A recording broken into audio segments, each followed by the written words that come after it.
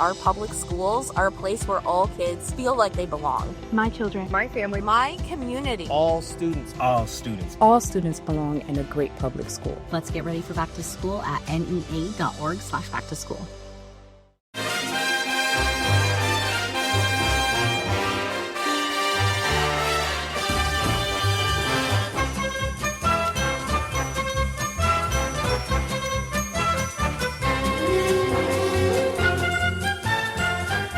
Hello everyone and welcome to How Are the Podcast. It's Gav and you join us for our Brentford preview, opposition preview today, as we are joined by a man who covers Brentford on the daily and knows all about them, and he can be our subject matter expert for today. I'm joined by Sam Tabuteau from the London Evening Standard. Hello Sam.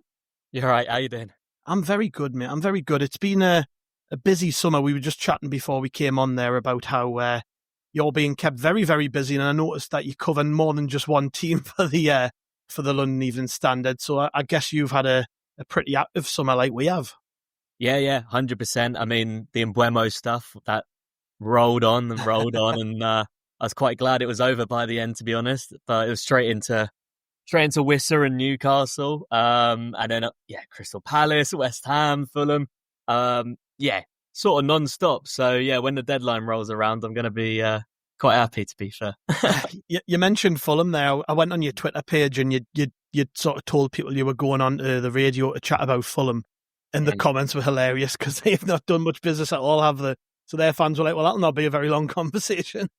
Yeah, they've done absolutely nothing. That was the whole basis of the conversation, is what they haven't done rather than what they have done. Yeah. Is it getting more and more difficult to do that kind of job, what you do? Because obviously, back in the day, we speak to a lot of journalists, guys who've been working in the press for sort of decades, and there used to be sort of like 4 or 5 people who specifically covered one club, and it seems to be the case now. Like, everyone's being asked to do more than one job. Is it getting harder and harder to keep on top of things? Because I mean, you cover 4 London clubs, right? So that's a lot of work. Yeah, absolutely. I mean, sort of, day to day, you might have a focus on one particular story, but that doesn't mean others aren't sort of happening in the background. So, you could start out with a focus for the day and it could very quickly change, especially at this time of the season. I mean, deals are happening, sort of every second. So, very busy, and a lot of competition as well. There's a lot of journalists around now, and there's also just a lot of people who seem to have inside knowledge. So, yeah. How long have you been covering Brentford for then? Has it been a long relationship? So I've covered Brentford all in all for about, this would be 2.5 seasons maybe now. Okay. So in my previous role, I covered them, and I covered them specifically. So I had, quite a good sort of in with that. That's now changed, and I'll cover quite a broad patch. But yeah, been covering them since probably the 23-24 season. So it's been probably an interesting couple of years, and I guess, I mean, they've done really well, Brentford. I mean, you can't get away from it. It's been I guess for clubs like us, like Sunderland, when we're down in the Championship, when we're aiming to what we want to be, we're looking into the Premier League, and it's always Brentford who get a mention. Brentford, Brighton, clubs. It's always clubs like Brentford or clubs like Brighton is what we would aspire ultimately to be, a team who can sustain themselves in the Premier League, have really good recruitment, have a steady flow through of players from academies and going abroad and maybe getting gems and then selling them on after a couple of years having done well. It is almost that the case, isn't it, that Brentford have become the sort of poster boys for how it's done for teams outside even the traditional sort of top 10 in the Premier League. Yeah, absolutely. I mean, they're still operating on one of the lowest wage budgets in the league, and that is despite the fact that they're heading into their 5th season. So, their journey's been quite remarkable. And, this season, obviously, a lot of change. So, really, really interesting to see how they get on. They bounced back incredibly well. I was at the first game against Nottingham Forest, and it didn't look great. It was probably one of the worst 45 minutes I've seen from a Brentford team. But ultimately, they've played 2 games since, back-to-back wins, back-to-back clean sheets, and they seem to be building something. So it's all sort of turned around in the last couple of weeks, which is, really promising for them. Yeah, it's been a summer of change, hasn't it? A lot has gone on, and I know we'll kind of get into the players in a bit, but the big one off the top was the manager, Thomas Frank. 7 years at the club. He heads away to join Tottenham Hotspur. I mean, what was the reaction like to that news when he left? Because it's not often that a manager stays anywhere for that long. It's a long time in football, that 7 years. What was the reaction like to his departure? It was a lot of sort of outpouring of emotion, I think, is the main thing. You know, usually we focus on the football here, but ultimately, when a man has been involved in a club for that long and has been involved to that sort of level where, you know, you could speak to anyone who's involved with the club from the community level through to the playing staff, through to coaches, catering, you know, there's a story to tell everywhere, basically. And sort of hearing a lot of those stories, bringing them, you know, writing articles about them, you come to learn that he was more than a manager. And, you know, that's why they've gone for the continuity, hiring from within to bring Keith Andrews, because ultimately that's, you know, what they've built their success on is the ability that everyone understands the culture at the club. And that culture is so strong, and it's stronger than any sort of one result or any one season. Was there any resentment from the fan base to that to him deciding to leave and go somewhere else? Because again, it's not that often a manager would leave on a high either. You know, managers normally leave after they've had a period of struggle and they would be sacked, and then everybody kind of can, or at least if they don't understand, they can become understanding of why that decision was made. Whereas it's not very often a manager leaves on their own terms, is it? So was there any resentment at all to that decision? No, absolutely not. I think he went with everyone's warmest wishes because, you know, ultimately the job he's done was just spectacular. And so, yeah, he left with goodwill, and I think everyone understood that the last couple of seasons, there's definitely been interest in him, and he's turned that interest down. And so this felt like only a matter of time. And he left at the start of the summer as well, which, you know, it gave Brentford a bit of time. So yeah. Goodwill only. Yeah, I imagine he'll get a warm reception then when the two teams face each other, whenever that is. Yeah, absolutely. Yeah. No doubt about that.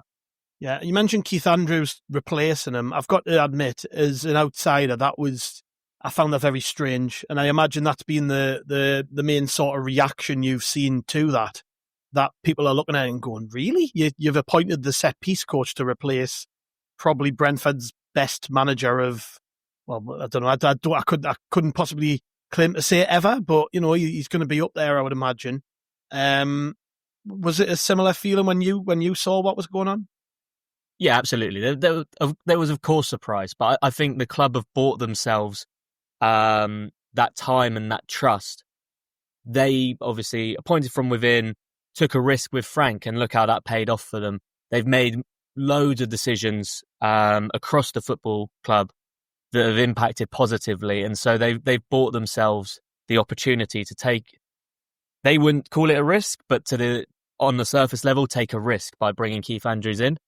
And yeah, they speak with a lot of confidence about Keith, and this was a decision that wasn't sort of taken on a whim.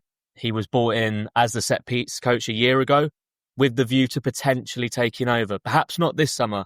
They didn't necessarily think that Frank would leave this summer, but ultimately there was always a view that the coaches that they had around Frank, and that's not just Keith Andrews, that's Justin Cochran, who's at Tottenham now. These coaches of a high enough calibre that when Frank was to leave, which was always going to happen at some point, someone would be ready to step up, and that person happens to be Keith Andrews. Again, what was the reaction like from the fans to that? Yeah, no, the fans less forgiving, and you really can't blame them. As I say, on the surface, face value, it is a risk. It's a massive risk, and ultimately, it's a risk because it's such an unknown. No one, you know, it would be wrong of me to sort of start claiming that I'm a Keith Andrews expert and writing long articles about why fans' assumptions about him are wrong. You can sort of look into his background, and you can draw some things out, and you can look at Brentford's sort of past decisions and come to the idea that this is this decision wasn't taken lightly, but ultimately, yeah, Keith Andrews is a man with no senior managerial experience. So there isn't anything you can say. There's nothing to draw back on to prove one way or the other whether he is cut out to be a Premier League manager. Why do you think they went that way? Because it isn't traditional. I know you said, continuity is a massive thing in the setup there at Brentford, but I've got to be honest, it takes some balls to make a decision like that. Because it's very early days, so we'll not make any sweeping assumptions here or anything. But that could go really badly wrong. I mean, people are looking at Brentford now, and we'll get onto some of the turnover in a minute. But this is the big one at the top, the manager. Somebody of that importance leaves a football club. You've got to get your next move right. And I might be wrong in saying this, but it almost feels like the type of appointment you would make to kind of plug a gap rather than look at the next 3 or 5 years. Maybe somebody to carry things on until a more appropriate coach comes along. I might be wrong. It is very strange, this appointment. I mean, yeah. What do you think about that sort of that potential that Keith Andrews could just be being used here as a temporary sort of bridging of the gap? Yeah, so I think the club don't see it that way at all. I think, again, it's a natural assumption to make that could be the case. But ultimately, when we sort of all spoke to Keith, he held a press conference sort of during pre-season. It was his announcement. And he sat there with the director of football, Phil Giles. And Phil Giles said, it would have been a bigger risk for them to look at external appointments. They did look at external candidates, but ultimately they decided that they are taking less of a risk by promoting from within, promoting continuity, promoting someone who has worked really, really closely with this squad, has worked on the set pieces, understands the culture, also understands the way Frank wants to play, because Keith has his own ideas about how he wants to play, but he's not ripping up the rule book here. He is trying to continue on a lot of the ethos that Frank helped to put in, a lot of that revolving around hard work and pressing. And ultimately, if you're a team with the wage budget of Brentford, you have to work harder than other teams. And so someone who understands that and doesn't need any time to sort of adapt to those ideals or, a manager, an external manager might potentially disagree with those. He might try and change things. Brentford understood that this was going to be a massive summer of upheaval, and any more change in that regard could, potentially tip the balance, basically. Yeah. I mentioned that it's been a summer of change, and you look at the list of outgoings. Bryan Mbeumo went to Man United. Christian Norgard, the captain, he went to Arsenal. Mark Flecken went to Bayer Leverkusen. And then, of course, we've got the protracted saga of Johan Wissa to potentially Newcastle. Again, how's that being viewed? That so many big players have followed the manager out the door. Is it concerning to Brentford fans? Yeah, definitely concerning, and naturally concerning. Mbeumo is undeniably a brilliant player. He hit 20 goals last season. By the way, I hadn't realised how long he'd been there. He was there a long time, wasn't he? Yeah, absolutely. He was there since 2019. So since he was a teenager to now being 25 years old, an established Premier League player, he's grown up in Brentford. And Brentford have grown up with him. So a massive miss. Not just his goals. He'd been promoted into the leadership group. Again, you talk about leadership. You've lost Norgard as well. And I think Brentford were braced for interest, especially in Mbeumo. But also they perhaps weren't braced for quite how much upheaval there would be. And that's why they're, really keen to, regardless of how Wissa feels about the situation, keep hold of Wissa. Because, it's incredibly difficult to lose that amount of goals. Wissa, 19 Premier League goals, and Mbeumo, 20 Premier League goals. They accounted for so much of what was good about Brentford's attack last season. And so losing one, that's one thing, but losing both, that could be terminal. So yeah, they're really, really determined in the sort of final days of the window to keep hold of Wissa, even though he has made it very clear he doesn't want to play for Brentford again. What's your gut feeling on that one? Do you think he'll go? I don't personally. I don't. I think the conversation has changed slightly, and I think Brentford are sort of softening to the idea of reintroducing him. You know, we've gone from a point of, before the Forest game, it was, Wissa's not going to be involved. Don't even think about it. He's not in the right headspace. We then get to Villa the next weekend and we could see him introduced. He wasn't, but the fact that Keith Andrews sort of went down the line of, we're thinking about it, shows that they're softening. Again, that was the line of thought ahead of the Carabao Cup. And I think that's going to continue. I think they understand that players have done this before. They'll continue to do this again, regardless of whether they want to leave or not. They can repair a relationship with a fan base. Fans don't want to think that. Fans are stubborn. Players are stubborn. Oh, okay. We'll never ever treat Wissa the same as we treated him before. But, you know, history will tell you that Harry Kane and Luis Suarez, they repaired their reputations by staying with these clubs despite wanting to leave, going on, scoring loads of goals, and ultimately goals are what win games. And over time, these relationships heal. So I think Brentford know that, and I think they understand that a Premier League goal scorer of Wissa's ilk is hard to find. It's really hard. I think it depends on the fan base, that, because when you look at what's going on with Alexander Isak, he was God at Newcastle, and now I genuinely don't think there's any way back from there. But again, that's maybe because Newcastle fans are particularly volatile, and I mean, I'll try not to lay into them too much, but I just don't see a way they accept him back into the fold. But perhaps it's the case with Brentford; they're a little bit more understanding of these situations. They've seen a high turnover of players this summer in terms of big characters leaving the club, and I guess they might look at it and go, you know what? Yeah, he's probably not conducted himself in the best fashion, but we're a better team with him in it. Yeah, absolutely. Absolutely. And they will be a better team with him in it. And I think this ultimately boils down to how Wissa feels about the situation. And I think Wissa softens to it. His stance now, as the window's open, with Newcastle's interest, is that I don't want to play for Brentford again. I want to get my move. I want to play Champions League football. He's made that very clear. But as soon as the window shuts, he's not going to sit and not play football. Yeah.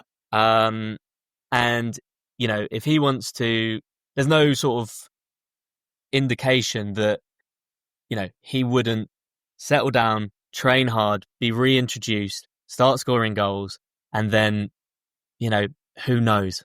But ultimately, I think those reputations heal over time. But that's up to Wissa. That is up to Wissa. Yeah. In terms of the incomings then, because again, you've been quite busy over there at Brentford. They've brought in quite a few players, and the one that stands off the list, particularly for Sunderland fans, is Jordan Henderson. Because very early in the summer, he was linked quite extensively to us. A lot of people, and I was one of them at the time, thinking, God, I wouldn't mind Jordan Henderson back at Sunderland. And there was stories about him apparently trying to explore the chance of coming to Sunderland, and it turned out we weren't particularly interested. I think that was maybe because they had Granit Xhaka in their eyesight. And it didn't happen. And then he's obviously went on to sign for Brentford. How's that been viewed? Because he's effectively replacing Norgard, isn't he, in that midfield as the experienced leader, the general of the midfield. But Jordan Henderson's a little bit older than Norgard. How's he done so far? And how was that particular deal received by the fans? Yes, I think, again, it's another one that on the surface, Jordan Henderson comes in. You know, he's a few years past what we would call his peak. And fans look at it and they go, right, we've got a really inexperienced manager and we've signed Jordan Henderson on a free transfer. It's not looking great, basically. But I think, again, you know, these things, these perceptions, they change. And when you look at that Henderson deal, ultimately, it's a free transfer. He brings a wealth of experience, and he brings a wealth of experience around Keith Andrews as well. He will play, you know, a pretty pivotal role on the pitch, but also it is about off the pitch. This is a team that is going to go through some growing pains. They showed that against Nottingham Forest. So if you can have someone like Henderson around the players, around Keith Andrews, just bringing that experience, then it really is invaluable. And ultimately, he's not the answer to everything, but he certainly helps. I think it's a deal that fans have sort of become a lot more sort of comfortable with. Yeah, and I mentioned before, Mark Flecken left to join Bayer Leverkusen, but his replacement was Liverpool goalkeeper Kieran Kelleher, who I actually think is a very, very good goalie, and has probably been a little bit unlucky, actually, that he's been behind Alisson at Liverpool, because every time I've watched him, he's been, very, very good. And he played a big part in their cup runs over recent years and things like that. How are fans kind of viewing that? Are they saying it as an upgrade? Or, because I know Flecken was a popular goalkeeper, but how are fans viewing that sort of transition from one to the other? Yeah, they do see it as an upgrade ultimately, because Flecken last season, he really sort of came into his own, and he did really start improving. But before that, he was a player that divided opinion. And so ultimately his departure, especially for, a fair fee, I think they sort of recouped what they paid. Most fans were pretty sort of happy with that. And then to go and replace him with Kelleher, who I think, as you say, like his reputation, a lot of fans, they think he's a good goalkeeper, and he is a good goalkeeper. And so, yeah, they're quite happy with that, and they see it probably as an upgrade. And ultimately, we're 3 games in, including this Carabao Cup. He's got a clean sheet against Villa. He made some really good saves. So positive early signs for him. Yeah. Are there any more players expected to leave and join before the end of the window at Brentford, or are they pretty much done? There's a little bit of interest, but there's always sort of interest floating around. So how concrete that is, we don't know. Christopher Ayer, not a first team player at this stage because his injuries have sort of let him down. But that's the only one that's sort of been floating around. And I think, Brentford's main priority is keeping hold of Whistler in these final days. So would you say that the squad was stronger or weaker after the summer business? I think you have to say it's weaker. I think there's no getting around that. Ultimately, you lose Mbeumo and you lose Norgard, who were probably Brentford's 2 best players. Obviously, you include Whistler in that as well, but, integral parts of Frank's team and integral parts of his team throughout their time in the Premier League. So, yeah, they are altogether a bit weaker, but ultimately, you look at Igor Thiago, club record signing. You look at Fabio Carvalho. These are people who they didn't play much football last season because of injuries. They are now fit. They're now ready to sort of prove themselves. They could act like new signings. And Thiago started with 2 goals. Carvalho scored in the Carabao Cup. If these players can sort of pick up a bit of form, then there's no reason why they couldn't grow into players that are viewed in the same light as Mbeumo. Yeah, and there's Dango Ouattara as well, came in from Bournemouth for big money too. Somebody I think was kind of loosely linked to Sunderland, but who is he? I presume, is he replacing Mbeumo maybe in the side? Yeah. He's viewed as an Mbeumo replacement. And yeah, he started really well. He scored the winner against Villa at the weekend, and he looks like someone who, showed glimpses off the bench and in sort of sparing minutes at Bournemouth. So someone who's really ready to grab that opportunity, first team chances. Yeah, he looks a really nice talent, and someone who could certainly grow into a really, really strong Premier League player. And then, you look at that front line, and now Kevin Schade is someone who enjoyed a really nice sort of 6 months towards the end of last season, started scoring goals. If he can maintain that consistency, if you can keep Igor Thiago scoring, if you then have Ouattara, that's a front three that, can get some really good sort of goal numbers and push Brentford up that table. Are the fans expecting a season of struggle or what? Like, what's the kind of expectations for where things land? Because obviously, as we've talked about for 20 odd minutes or so now, so much has changed. So have people's expectations lowered as a result of that? Yeah, I think fans are realistic. Ultimately, Brentford enjoyed a really, really good season last year, and I don't think anyone expects them to sort of match that or best that. But again, this is a Brentford side that still has one of the lowest wage budgets in the league. So survival's not glamorous, but survival's good. Survival, and a 6th season in the Premier League would be another excellent achievement. So I think most fans would be happy with just, sort of finishing around the 14th, 15th in the table, having a sort of couple months to spare, basically, not looking over their shoulder.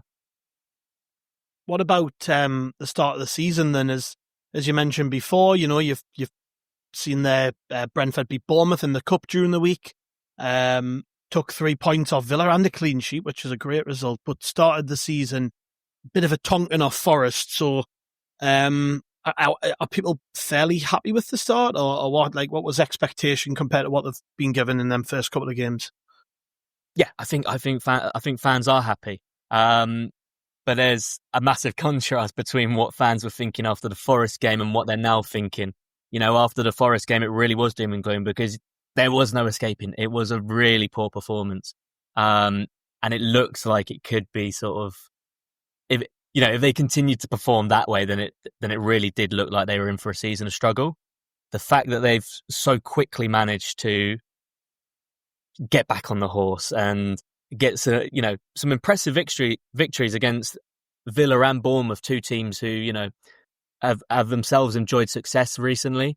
That shows that ultimately they've learnt their lessons from Forest, and I think fans they're optimistic now. But that's that's how quickly things change, right? We're hardly into the season, and already we've gone from one extreme to the other. So a lot more twists and turns to come, I'm sure. Yeah, I can completely agree with that, because we battered West Ham on the opening day, and I think everybody had convinced themselves a European charge was on or something, and then you get humbled away to Burnley and brings you back down to earth ahead of this one. It's the Premier League, isn't it? That's the way it is, and you kind of you roll with the punches. And I think when you look at it, Brentford have gone away to Forest and, like I say, went away from home and been beaten pretty handily. But then, as with most teams, when you get that first home game of the season, you're pretty confident. It's the first time you get all your fans together for the first time in months, and it's still the summer and everybody's optimistic and the weather's good, and you just get that feeling. We did it against West Ham. You just get that feeling everything's going to click, and it kind of looks like that was the case against Villa. Yeah, absolutely. I think that's going to be massive for them, home form. It was massive for them last season. They obviously went on a really nice run at the start of the season where they won a multitude of games at home and were setting a load of records and stuff like that. And ultimately, that really, stood them in good stead. The fact that they were able to hold some really, really positive home form and collect those points early doors, it just gave them that safety blanket. So, I think a big part of what Keith Andrews wants to do is to build that fortress and make Brentford a hard place to go, which it has been across their whole time in the Premier League. So what can Sunderland expect from Brentford then in terms of how they set up, how they play? Because we don't know a lot about anybody in the Premier League, so this is all educational. Even me talking to you now, finding out all about Brentford, it's brilliant, because it's been so long since we played a lot of these teams, and got a very limited knowledge of the majority of clubs at this level. So what can we expect from Brentford in the way they play? You can expect intensity. You can expect running. This is a team that, they don't have to have loads of the ball, because ultimately they're going to hit you with 1, 2, 3 pass sort of combinations and get from back to front quite quickly. And so they've got a lot of pace on the wings. Sharda is, electric in behind, and so is Ouattara. So if Brentford can get the ball to Damsgaard, get him in the pocket, and then he starts looking for passes to Ouattara or Sharda, then your fullbacks they've got a tough game on their hands, because these guys, they're also incredibly fit.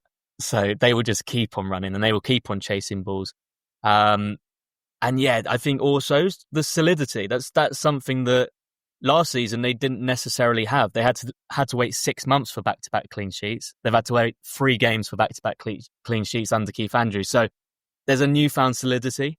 Obviously early days, so but it looks like Keith Andrews is really building a solid defensive unit, that played a lot of football last season. Nathan Collins played every single minute available to him. He's the new captain. He's leading that back line. Him alongside Seth Vandenberg, that's a really, really solid partnership. We've already spoken about Kelleher. He's a really, really solid keeper. And then the 2 fullbacks. Coyote is just, you watch him play, he's fantastic. He's just bombing up and down. He's in your face. There's a great picture from the weekend against Villa where he's just sort of stood over Morgan Rogers, like sort of screaming in his face. And this is a 20-year-old bloke who's not even been in England a year, but he just gets it. He understands what it means to play in that Brentford system. It's all about intensity and passion and being relentless, both in your defensive work, but also your offensive work. And so, yeah, that's the main sort of things you can expect. They will try and contain Sunderland, I think. They're not going to come out all guns blazing, but they'll try and soak it up, and then they'll try and hit you real quick on the break. That's interesting because that's what we do. So I'm interested to see how that plays out. How do Brentford kind of do against teams who play with a low block? Yeah, that's somewhere that they've struggled, but I don't necessarily think they come up against that all too often.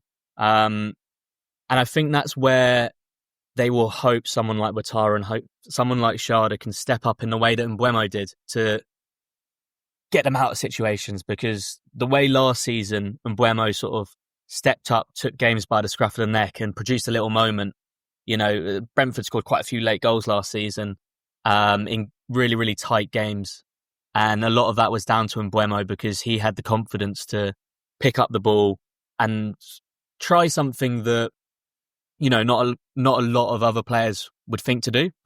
And that all boils down to confidence. So, they've not got the squad that's going to sort of dominate, hold a lot of possession, and wait patiently. But, in Ouattara and Sharda, they have two players who are capable of sort of turning games. Yeah, I'm wondering then where you think Sunderland could maybe hurt Brentford then. If you've said quite a lot about the positives there, but if we were going to be in the home team, being the ones with the expectation to maybe come out a little bit more, where can we hurt Brentford in this one? Getting hold of the midfield for sure.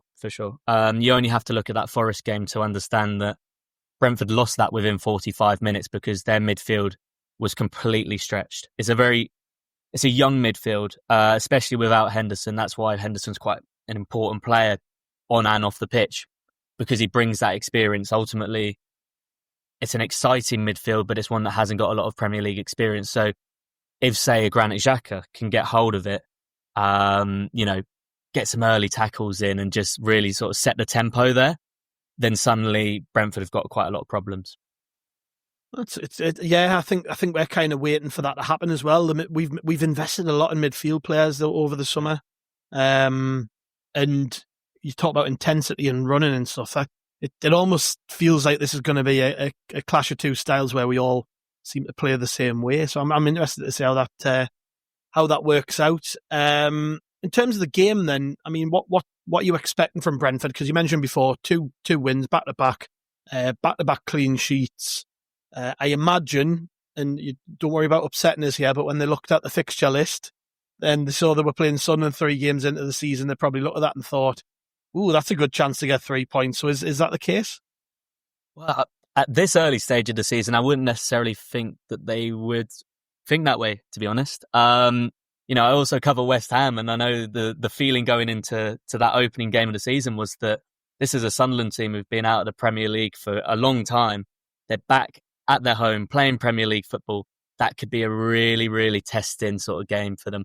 And so, only being 3 games in, I think that sort of effect is still hanging over teams. And I think Brentford will be wary of that. They'll be really wary. So again, I don't think they'll be getting too overconfident. Again, early days and positive last couple of results, but we only have to look back at Forest to realise that this is still a team that's growing and learning. So yeah, they will be wary, and I think they will try and contain Sunderland. I don't think they're going to come out and expect to play expansive possession-based football here. How do you see it playing out then in terms of the way the game flows? Because you've said there you expect Brentford to try and contain Sunderland, but as you know yourself, having watched that West Ham game, it was a lot to do with the atmosphere and the intensity in the stadium on the day. I think it was even Graham Potter after the game came out and commented on the atmosphere in the ground and stuff. And that's going to be, I think if Sunderland are going to stand a chance of staying up, that's going to be huge. So how do you see it playing out then, knowing that Brentford have got to come to a sold out Stadium of Light that's going to be right up for it? I think the main thing that Brentford are going to have to focus on is being committed. I mean, that was a big thing that West Ham lacked against Sunderland. is that commitment, that ability. You know, when a cross comes in, you've got to be first to it. You've got to win it. You know, these 50-50s, you have to be first to it. And again, going back to the Forest game, that was something where Brentford suffered. There were a lot of 50-50 opportunities where they were just second best in, and they weren't quite committed enough. And that's really hard to coach, commitment. You know, that's a feeling, and that's something that builds over time. So they're definitely not quite there with that. But that will be a massive part of it. And if they can stifle Sunderland and frustrate them, then ultimately they've got tons of pace on the break. They've got a lot of energy. They've got a lot of running. And they also have Igor Thiago, who's someone that you can go long to. So they can get themselves out of trouble by putting it long to him. He wins the flick on. They've got lots of runners in behind. That is definitely a way they're going to look to play. But yeah, I think the first things first is getting hold of that atmosphere, stifling, frustrating, and making this, you know, a long afternoon for Sunderland. And then maybe we'll see where we can go from there. Go on then, what's your prediction of how it finishes up then? I've asked you to try and work out how it's going to play out, but what do you think is going to happen? Well, I feel like you're going to go for a Sunderland result, so I feel like I have to go for a Brentford result. I'm going to go 2-0, 2 second half goals on the break. Yeah, I think I'm expecting Sunderland to put up more of a fight than they did against Burnley, but I'm certainly not taking Brentford lightly. I think that's maybe one thing that some fans did against Burnley, was they kind of thought after battering West Ham, we were just going to go to Burnley and that would be 3 points. You know, Burnley aren't great or whatever. And they actually were. They were really good. They were defensively solid. They showed quality in the goals and stuff. So I wouldn't be taking Brentford lightly, not given sort of how your recent results have gone there. And just given the fact that Brentford is such an established team, you know, I think there's no way we can take Brentford lightly. But yeah, I would still go for a Sunderland win. I don't think I could go against my own team at the minute. I think we're very early in the season, as you said, and I just kind of hope that good feeling we had from the West Ham games carried into this one, and maybe we can grab something. But I don't think a draw would be the end of the world. I think if Sunderland had 4 points after 3 games, that's not a bad return whatsoever. Do you think that would be kind of the same thing for Brentford fans? That if they managed to get a point, that wouldn't be too bad? Yeah, I think absolutely. I think you come away from the Stadium of Light with a point. I think most teams in this league would actually genuinely be happy with that. So yeah, I think, as you say, it would be the same for Brentford. It would be 4 points from 3 games, and I think they'd be quite happy with that going into an international break where they can regroup as well. Yeah, definitely.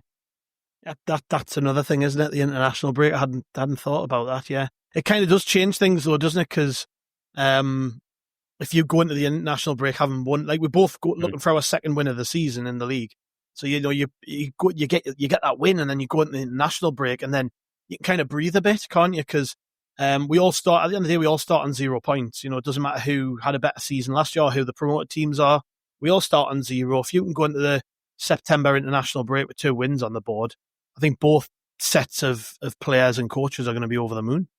Yeah, absolutely. It's all perception, and as I say, perception changes really quickly at this stage of the season. So suddenly, 2 wins from 3, and that's that's title winning form, strictly speaking. You know, obviously, I don't think people are going to start thinking like that, but yeah, you do go into the international break and you're hopeful.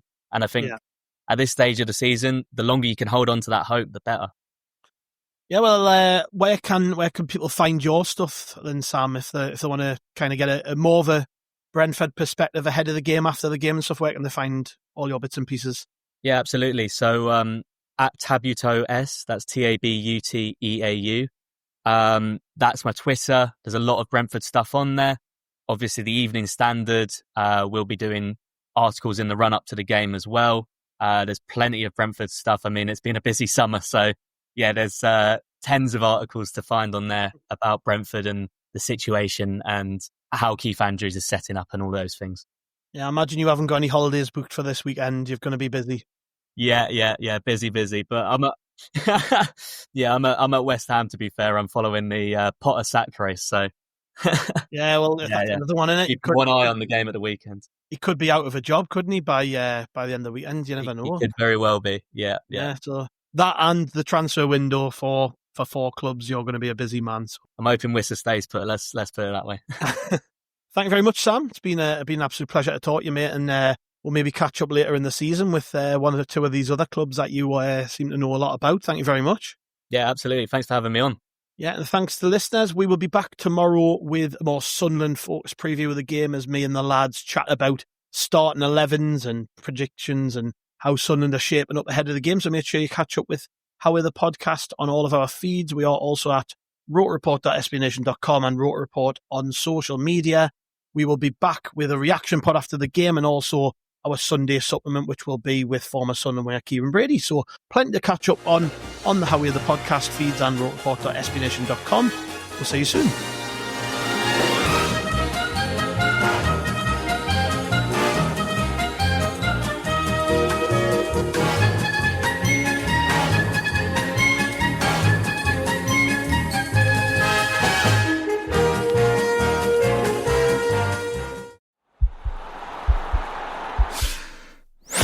This podcast is part of the Sports Social Podcast Network.